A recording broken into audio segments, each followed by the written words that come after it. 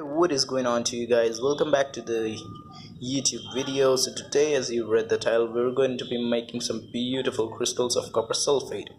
Now you can make the crystals of almost every salt, but I'm using copper sulfate because its blue color is just amazing. And yeah, this is a crystal that's made by me, but today we're going to be making crystals of about this size only, because growing these big crystals took me about 2 months, so we're definitely not having that much of time.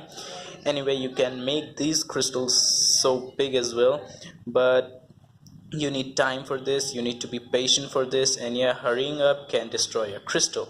So now let's straight away get to the video. You'll be needing the salt which you want to make crystal of. You want to make a super saturated solution, means the solution should be hot. It should contain the most copper sulfate that you can dissolve it in. Now pour a little bit of this solution into a vessel that has a flat back, so that it can evaporate much more quickly. Now you wanna leave it in the sunlight, protecting it from dust and other sorts of things, to make some pure copper sulfate crystals. Now after you've dried it for about 2 days, you will be getting these crystals, like really very small.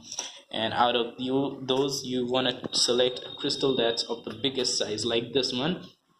This is going to be serving the purpose of a seed. Now the seed is going to be growing out the whole crystal. Now how is it going to be possibly be? You want to get a spoon, tie it out with the thread, and yeah, there's a special advice: use the color of the thread that matches with the color of the crystal that you're growing. For example, if you're growing NaCl, you should use a white thread, and in this case you're using a blue thread. Now what you want to do is to tie this crystal with the thread, and if you're having any difficulty, you can use a super glue, but I won't really recommend it. But yeah, if you're having a difficulty, you can definitely use it up. After you're done tying the crystal, simply dip the thread inside of this, and we're going to be waiting for about 20 to 24 hours till the crystal is fully grown. And yet do not disturb it at all, because any disturbance made should not be really good for the crystal. So yeah, let's wait for about 20 hours and let's see what it's all about. Okay guys, we're here about I'd say 18 hours. Now I'm making the video early because we found a bit malfunction down there. The crystal actually broke off the thread that I used, so yeah, we cannot give it the full time because it will stuck to the bottom. So I removed the spoon off, and yeah, let's see what the crystal looks like. Here's a cup, and I'm gonna pour it. Oops, my mistake. I'm gonna have to clean this thing up. Okay, so let's look at it.